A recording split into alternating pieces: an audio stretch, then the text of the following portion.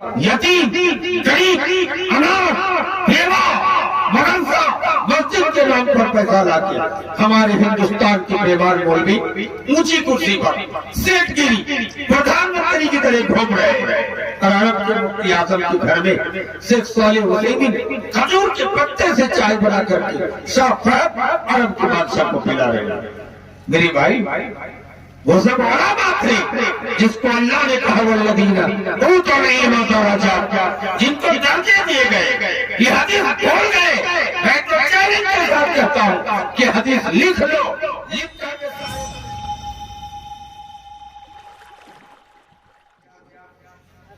اللہ نے قرآن میں عالموں کی فضیلت کے بارے میں اللہ نے کہا کہ والذین اوتوا العلم درجات، جن کو علم دیا گیا ہے اللہ کہتے ہیں ان کے درجے اونچا درجہ۔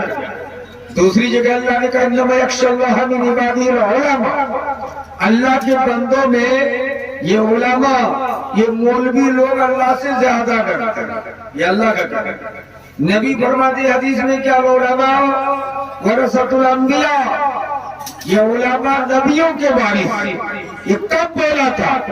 حضرت عبداللہ ابن عمر نے کہا تھا کہ اللہ کے رسول آپ سے پہلے ہزاروں لاکھوں نبی رسول آئے چلے گئے، آپ خاتم النبیین ہیں، آپ کے بعد دنیا میں کوئی نبی آنے والے نہیں ہے، آپ دنیا سے چلے جا رہے ہیں، تو آپ کے بعد کون علم دین کی ترویج کرے گا، کون تبلیغ کرے گا؟ نبی نے کہا تھا کیا علماء ورثۃ الانبیاء، یہ مولانا لوگ نبیوں کے وارث ہیں، یہی دین کا کام کرے۔ سمجھ رہے؟ لیکن اگر علماء گڑبڑی کرے، تھوڑی سی غداری کرے، تو جس طرح اس کا اونچا مقام ہے اتنا نیچا بھی مقام ہے، جہنم کے تہہ میں ڈال دیا جائے گا۔ آج پورے ہندوستان میں سیمانچل میں ایک مولوی دوسرے مولوی کے پیچھے پڑے، ایک مولوی نے بہم 4 سالوں سے سازش کر کے مولانا جرجیت صاحب چترویدی حفظہ اللہ کو جیل میں داخل کرایا، 10 سال کا سزا سنوایا تھا، لیکن بمبئی کی بڑے بڑے سیٹوں پر رحم فرمایا اللہ، ان لوگوں نے لاکھوں روپیہ دے کر کے کیس کو ہلکا کر کے جنوری میں سنوائی کرنے کی باتیں کی۔ میرے بھائیوں دوستوں، ایک علامہ ڈاکٹر ذاکر نائک حفظہ اللہ تھے جو دین کا کام شروع کیے تھے، بنگلہ دیش کے غداروں نے ایسا سسٹم متعین کیا کہ ڈاکٹر ذاکر نائک کو بھی بھارت چھوڑنے پہ مجبور کر دیا۔ میرے بھائیوں، آج ہم علماء کا حال یہ ہے کہ ایک دوسرے پہ کرٹیسائز کیا جا رہا ہے۔ 10 مولویوں پر پابندی لکھ کے ٹانگا گیا ہے، جمعیت اہل حدیث کی طرف سے کن مولویوں کو نہ بلایا جائے۔ نمبر 1 مولانا جرجیت کا نام ہے کہ فیس زیادہ لیتے ہیں، کو نہ بلایا جائے۔ نمبر 2 نور محمد بردوانی، فیس زیادہ لیتے ہیں، نہ بلایا جائے۔ نمبر 3 مولانا عبدالشکور بھوجپوری، کہتے ہیں گیت گاتے ہیں۔ حضرت علی صاحب چیمونی وقتا، کہتے ہیں کہ یہ غلط سلط بولتے ہیں۔ 5ویں نمبر پہ عادل چترویدی، کہتے پیسہ زیادہ مانگتے ہیں۔ 6 نمبر پہ عبدالغفار صاحبی، کہتے یہ بھی پیسہ 25,000 مانگتے ہیں۔ 7ویں نمبر پہ ابوالکلام چترویدی، کہ یہ بھی 25,000 مانگتے ہیں۔ اس طرح مولویوں پر پابندی لگایا گیا، یہ تو لکھ کے لگایا گیا، اور کچھ مولویوں کے خلاف گپت و سلیم چپ چاپ کیا جا رہا ہے کہ ان کو مت بلائیے، ان کو بلائیے گا تو ہم نہیں جائیں گے۔ یہ کیا ہوگا؟ ارے علماء کا اصلاح کا طریقہ تو یہ تھا کہ جو عبدالشکور بھوجپوری کو بلا کے کہہ دیتے، سمجھا دیتے کیا گیت گانا چھوڑ دیجیے، شریعت کے خلاف مت کہیے۔ آپ کو طریقہ یہی تھا، اگر کوئی مولوی پیسہ زیادہ لیتے ہیں ان کو بلا کے آپ سمجھا دیتے، یہ انتظامیہ کو سمجھا دیتے کہ آپ بے تحج فیس کا مطالبہ نہیں کر سکتے۔ میرے بھائی، بڑے بڑے علماء کی تاریخ اگر پڑھیے گا تو سن کے آپ کو حیرت ہوگی۔ جماعت اہل حدیث کے بڑے عالم تھے علامہ سید نذیر حسین محدث دہلوی، ان کو شیخ الکل بالکل کہا جاتا تھا۔ جات میں سید ہے، جماعت میں بڑے عالم ہے۔ سید صاحب کا حال یہ تھا کہ دلی کے پلیٹ فارم میں روزانہ 3 گھنٹہ 4 گھنٹہ کولی کا کام کرتے تھے، لال رنگ کا کرتا پاجامہ۔ آج اگر کوئی بڑے مولانا شیخ الحدیث پوریا ریلوے اسٹیشن میں یا کٹیہار ریلوے اسٹیشن میں کولی کا کام کرے تو آپ دیکھ کے حیرت کریں گے، پڑھنے کے علم کو برباد کر دیا۔ یہ جماعت کے بڑے عالم ہیں، دلی کے فارم پہ 4 گھنٹہ تک کولی کا کام کرتے تھے۔ بنگال بہار کے بچے پڑھنے گئے، دلی اترے، دیکھا کہ سب کولی بغیر داڑھی والے، لیکن یہ کولی داڑھی والا ہے۔ سید نذیر حسین مہاتیر دہلوی کا مدرسہ پہچانتے ہو؟ کہا جی ہاں۔ بچوں نے جو پیسہ دینے کا دیا اور مولانا سید نذیر حسین دہلوی رحمہ اللہ کے اوپر 3 بکسہ لاد دیا، پیچھے پیچھے طلبہ مٹر گشتی کرتے ہوئے جا رہا۔ سید صاحب اپنے مدرسے میں پہنچا دیا، پھر پلیٹ فارم پہ آ گئے، صبح جب گول ٹوپی لگا کر کرتا پاجامہ سفید رنگ کا پہن کے کرسی پہ بیٹھے کہ بچے سہم کر ڈر گئے، یہ وہی آدمی جو رات میں کولی کے بھیس میں تھے۔ تو پرانے بچوں سے پوچھا، کہا یہ 4 گھنٹہ کولی کا کام کرتا، یہ مولانا ہے اہل حدیث کے، حلال غذا کھانے کے لیے جان گنوا دیا۔ اہل حدیث کے دوسرے بڑے مولانا نواب صدیق حسن خان بھوپالی خان صاحب ہے، مدھیہ پردیش کی راجدھانی بھوپال کے رہنے والے، درجی کا کام کرتے تھے، حلال غذا۔ مغل خاندان کا سب سے تیز نیک بادشاہ اورنگزیب عالمگیر گول ٹوپی پہنتے تھے اور گول ٹوپی پہن کر کے اس کی کمائی کھاتے تھے۔ جبکہ بھارت، پاکستان، بنگلہ دیش ایک ہی دیش تھا، پورے دیش کا راجا تھے اورنگزیب عالمگیر، ٹوپی پہن کے اپنی زندگی گزارا۔ اہل حدیث کے چوتھے بڑے عالم علامہ سلام اللہ مرید رحمت اللہ علیہ، جوتا پھٹ جائے تو ان کے پاس سوئی تاگا موجود تھا، چمار کی طرح، جس کو ہم لوگ چمار کہتے ہیں، اونچی جوتا سل لیتے تھے۔ جمعیت اہل حدیث کے جنرل سیکرٹری بھی تھے، اپنے ہاتھ سے جوتا سل لیے تھے۔ پتا ہے اہل حدیث کے بڑے عالم سعودی عرب کے مفتی اعظم شیخ عبدالعزیز بن عبداللہ ابن باز رحمت اللہ علیہ، ان کے گھر میں جانتے ہیں 1 روپیہ نہیں ہے۔ افریقہ سے کچھ مولوی آ گئے چندہ لینے کے لیے سعودیہ، کہا مولانا چندہ نہیں۔ اب مولانا نے اپنی زندگی میں کبھی لا نہیں کہا، لا عربی زبان میں لا منی نہیں، کوئی بھی مانگا ہو تو ان کو دے دی۔ تو کہا آج کیسے لا کہوں گا، پیسہ ہے نہیں۔ کہا کل صبح آئیے گا 10 بجے۔ رات میں سعودی جس نے پوری دنیا کو بھیگ دیا ہے، اس کے سب سے بڑی مولانا علامہ عبدالعزیز بن عبداللہ ابن باز رحمہ اللہ کے پیسہ نہیں ہے، ایک ٹیمپو میں بیٹھ کر کے مفتی واپس جایا کرتے تھے، اس کو سستے دام میں بیچتے، پورا پیسہ پیک کر کے افریقہ کے مولویوں کو دے دیں۔ تو مولوی سوچ رہے تھے عرب میں خوب پیسہ ہے، مانگا تھا 10,000 دیا، کیا بیچ کے دیا؟ علم کے گھر پہ علماء تھے۔ عرب کے دوسرے بڑے مولانا شیخ صالح حسینی رحمت اللہ علیہ، ان کے گھر میں فتوے کے لیے عرب کا بادشاہ شاہ فہد بن عبدالعزیز رحمت اللہ علیہ پہنچ کے بولا کہ فتوے کے لیے آیا ہوں۔ کہنے لگے ہم ہی فتوہ دینے کے لیے آ جاتے، بلا لیتے مجھ کو۔ کہا نہیں، یہ سلف کے طرز کے خلاف ہے، عرب کے بادشاہ کو فتوے کی ضرورت ہے تو مولانا کو گھر نہیں بلائیں گے، مولانا کے گھر چلے جائے۔ چلے گئے، کہا گھر میں کوئی نہیں ہے، سب میکے گئی ہوئی ہے، تو آپ چائے پی لیجیے، اتنی بڑی بادشاہ آئی ہے، چائے بنا رہے ہیں۔ تاخیر دیکھ کر عرب کا بادشاہ شاہ فہد بن عبدالعزیز رحمہ اللہ گھر کے اندر چلے گئے، دیکھ رہے ہیں کہ مفتی صاحب حضرت مولانا شیخ صالح حسینی اپنے ہاتھ سے کھجور کے پتے سے چائے بنا رہے ہیں۔ پوری دنیا گیس سلنڈر یوز کر رہے ہیں، جس عرب نے پوری دنیا کو بھیگ دیا ہے، جس عرب سے لوٹ کر، عرب کا بھیک مانگ کر یتیم، غریب، اناث، بیوہ، مدرسہ، مسجد کے نام پر پیسہ لا کے ہمارے ہندوستان کی بیمار مولوی اونچی کرسی پر سیٹ گیری پردھان منتری کی طرح گھوم رہے ہیں، اور عرب کے مفتی اعظم کے گھر میں شیخ صالح حسینی کھجور کے پتے سے چائے بنا کر کے شاہ فہد عرب کے بادشاہ کو پلا رہے ہیں۔ میری بھائی وہ سب علماء تھے جس کو اللہ نے کہا والذین اوتوا العلم درجات، جن کو درجے دیے گئے، یہ حدیث بھول گئے۔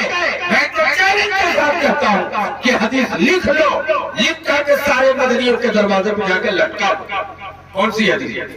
بحرین کا گورنر ہے، نبی کے مجند ہے، نبی کو چندہ لا کے دیا۔ کیا چندہ تھا؟ سونے، چاندی، زیورات، انگوٹھیاں، کھجور لا کے نبی کو جمع کیا۔ بہت ساری انگوٹھیاں ملے، اس میں سے ایک انگوٹھی ان کو اچھا لگا کہ یہ معمولی ہے، کئی روپے کا ہے، میں کروڑوں کا چندہ لا کے نبی کو دیا ہوں۔ ایک انگوٹھی انگلی میں لگا لیا۔ 8 دن بعد ان کی موت ختم ہو گئی۔ جنازہ کون پڑھایا؟ نبی کائنات صلی اللہ علیہ وسلم۔ دفن کر کے آ گئے۔ 1 ہفتے کے بعد نبی کے پاس جبریل آئے، کعب کے ساتھی کو قبر میں عذاب دیا جا رہا ہے۔ نبی کو فکر، اللہ اکبر، مسجد نبی کے منبر کے پاس سے باہر آتے تھے، پھر اندر جاتے تھے۔ صحابہ نے کہا آقا بڑی پریشانی ہے، چہرے پہ اداسی ہے، کیا بات ہے؟ کہا میری بدری صحابی کو قبر میں عذاب دیا جا رہا ہے۔ صحابہ کو جمع کیا، کہا ان کا عمل کیسا تھا؟ خراب تھا؟ سب نے کہا تہجد گزار، بڑے نیک، بڑا اچھا۔ نبی نے کہا پھر عذاب کیوں دیا جا رہا ہے؟ میں عالم الغیب نہیں ہوں، اللہ نے خبر بھجوایا ہے، قبر میں عذاب دیا جا رہا ہے، کیا بات ہے؟ نبی نے اپنی بیوی اماں عائشہ، ہم سب مومنوں کی روحانی ماں حضرت عائشہ کو بھیجا کہ گورنر کی بیوی کے پاس جا کے پتہ کرو۔ اماں عائشہ گئی، گورنر کی بیوی سے پوچھا تمہارا شوہر جو مر گیا وہ کیسا تھا؟ کہا بہت اچھا، نماز کے پابند، بیویوں کے حق ادا کرنے والا، ہر حقوق کو کما حق بجا لیتا۔ کہا قبر میں عذاب کیوں دیا جا رہا ہے؟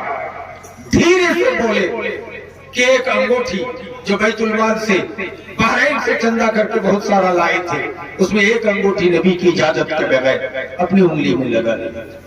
اماں عائشہ نبی کے خدمت میں آ کے کہا کہ اس طرح کا معاملہ ہے۔ نبی نے حضرت عائشہ کو راگ بھرے انداز میں کہا تھا یا عائشہ اس کو تم معمولی سمجھتے ہو، وَلَوْ كَانَ مِثْلِ زَبَدِ الْبَحْرِ، اگر سمندر کے برابر، چھاگوں کے برابر نیکیاں ہوتی، سمندر کے برابر نیکیاں ہوتی تو رب ایک انگوٹھی کی خیانت کی وجہ سے سب کو برباد کر دیا۔ ذرا غور کرو، نبی نے ہری کھجور کی ٹہنی منگوایا، ٹہنی گاڑی، دعا پڑھے، نبی کی دعا کی برکت تھی، قبر سے عذاب کو ٹال دیا۔ آج نبی نہیں ہے، میں پوچھنا چاہتا ہوں یہ حدیث پورے علماء کے دروازے پر لٹکا دو کہ مولویوں، سلفیوں، مدنیوں، قاسمیوں، کہاں سے تم کو یہ سنت اور طریقہ ملا ہے؟ ایک ٹیبل تمہیں سعودی گورنمنٹ سعودیہ کا 2500 روپیہ دے، جو ہندوستان کا 35,000 بنے، آج تم گاؤں گاؤں میں ٹیبل لگاتے ہو، 2500 پہ ٹیبل لگاتے ہو۔ گاؤں کے غریب مسلمان کو کہتا ہے کہ تم اینٹا لگا دو، ایک بوری سیمنٹ دے دو، ایک کس نے تمہیں حق دیا ہے؟ بے مانو، تمہیں پتا ہے فاروق اعظم خلیفہ ثانی ہے جن کو جنت کی خوشخبری مل گئی ہے۔ فاروق اعظم مدینے کی منبر پر خطبہ دینے کے لیے کھڑے ہوئے تھے، نیا کرتا پہنا، ابو سعید خدری اور محمد بن مسلمہ 3 صحابی مل کے شیر خدا فاروق اعظم کو منبر سے اتار دیا۔ ابھی خطبہ شروع ہی کیے تھے، الحمدللہ نحمد، آپ کا بیٹا کو اتار دے تو لڑائی شروع کر دو گے؟ یہاں شیر خدا کو اتار دیا گیا۔ کہا کیا اتارے ہو؟ کہا عمر خطاب کا بیٹا ہو، کتنے بیگھہ زمین کے مالک ہو، کہاں سے پیسہ لائے ہو، اتنا جھکاس قربانی لگا کے منبر پہ خطبہ دے رہے ہو؟ حضرت عمر نے کہا میرا بیٹا عبداللہ صفائی دے گا۔ حضرت عبداللہ کھڑے ہو گئے، یہ عمر کا بیٹا ہے۔ حضرت عبداللہ نے کہا صحابہ کرام کی جماعت، میرا باپ جس کرتا پہن کے عمر خطبہ دیتے تھے اس میں پیوند لگی تھی، 2-3 پیوند، ہم لوگ اپنی زبان میں کہتے تالی لگا، سلا ہوا ہے، سمجھ رہے، پیوند لگی تھی۔ ہمارے کچھ مولویوں نے کہا 70 پیوند لگی تھی، ہمارے بریلوی بھائیوں کے کچھ مولویوں نے کہا حضرت عمر جو کرتا پہن کے خطبہ دیتے تھے اس میں 70,000 پیوند لگی تھی۔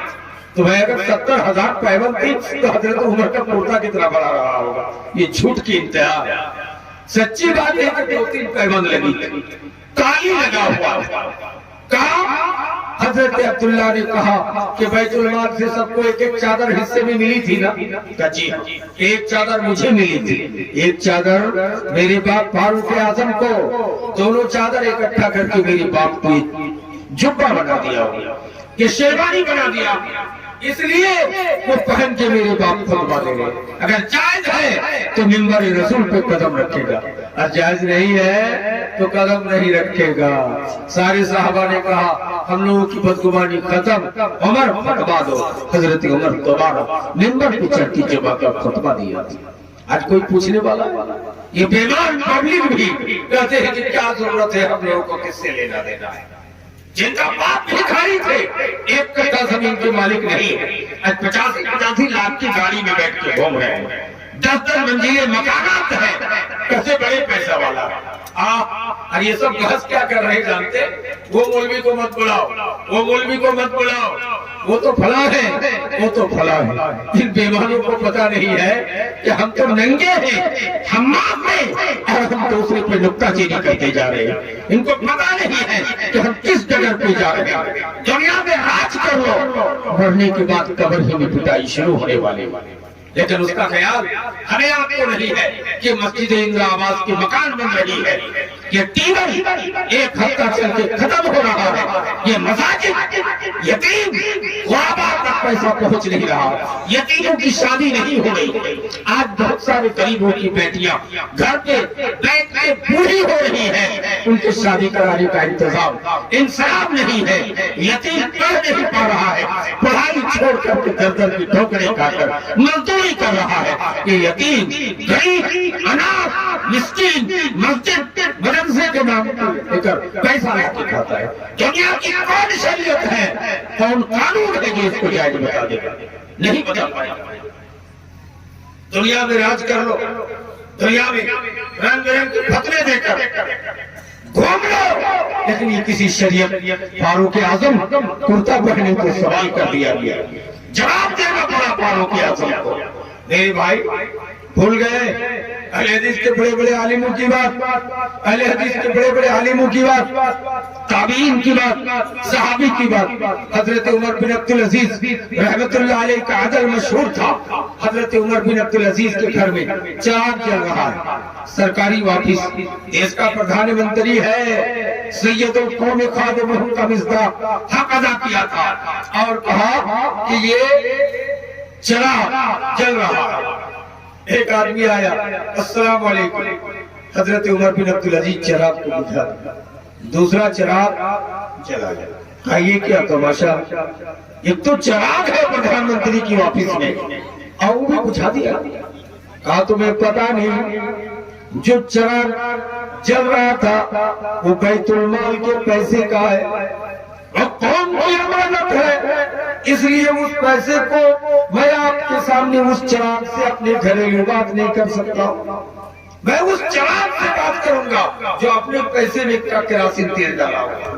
یہ عمر بن عبدالعزیز خلیفہ ہارون رشید قانون لگا دیا کہ کوئی بھی مولوی تقریر نہیں کر سکتا جب تک 40 سال ایج نہیں ہوگا۔ پوچھا گیا کیا؟ کہ 40 سے پہلے الٹا سیدھا فتویٰ دیا، اس کا ایج پختہ نہیں ہوا، اس لیے اللہ نے نبیوں کو نبوت دی ہے 40 سال میں۔ 40 سال کے بعد انسان کا عقل پختہ، اس لیے اس کے بعد ہی فتویٰ دے گا۔ 3 مولوی پڑھ کے آئے بڑے محدث سے، 40 سال جب ایج پور گیا خلیفہ ہارون رشید سے کہا ان کو تقریر کرنے کا موقع دیا، ایگزام لینے کے بعد کہا ایگزام کب لوگا؟ ٹیٹ متعین ہو گیا، تینوں مولوی کو ایگزام کے لیے آ گیا، تینوں مولوی کو 3 کمرے میں بند کیا، ایک مولوی کو ہارون رشید بھی بڑا بادشاہ تھے، پولیس ہے، وزیر ہے، منتری سنتری ہے، سب لوگ بیٹھے ہیں اور ایک شریعت بل جس میں نبی کی ایک سنت کو غیر شرعی عمل قرار دیا گیا۔ تو پہلا مولوی نے ہچکچاہٹ کی کہ ہم کیسے سگنیچر کریں گے، اس میں نبی کی سنت کو غیر شرعی عمل قرار دیا گیا۔ خلیفہ ہارون رشید نے کہا ہے مولوی سگنیچر کرو گے تو 1 کروڑ روپیہ ملے گا اور مارا بھی نہیں جائے گا، اگر سگنیچر نہیں کرو گے تو جلاد دیکھ رہے ہو تلوار لے کے گھوم رہے ہیں، تلوار سے تمہیں چھلنی چھلنی کر دیا جائے، ٹکڑا ٹکڑا کر دیا جائے۔ مولوی ڈر گیا کہ اگر کتنوں سنتوں پر لوگوں کا عمل نہیں ہے، ایک سنت غیر شرعی عمل لکھا گیا ہے، اگر اس پہ سگنیچر کر دے تو جان بھی بچ جائے اور 1 کروڑ روپیہ بھی مل جائے، پورا خاندان بیٹھ کے کھائے۔ کہا نہیں، ڈر سے سگنیچر کر دیا، پیسہ لے کے چلا گیا۔ دوسرا مولوی آیا، وہ بھی پیسہ لے کے چلا گیا۔ تیسرا مولوی آیا، ہارون رشید نے وہی شرط رکھا۔ یہ مولوی بڑے پختہ دماغ کے تھے، کہا خلیفہ ہارون رشید نبی کی سنت کو غیر شرعی عمل قرار دیے ہو، اب مجھ کو سگنیچر کرا رہے ہو۔ کہا جلاد کہاں ہے؟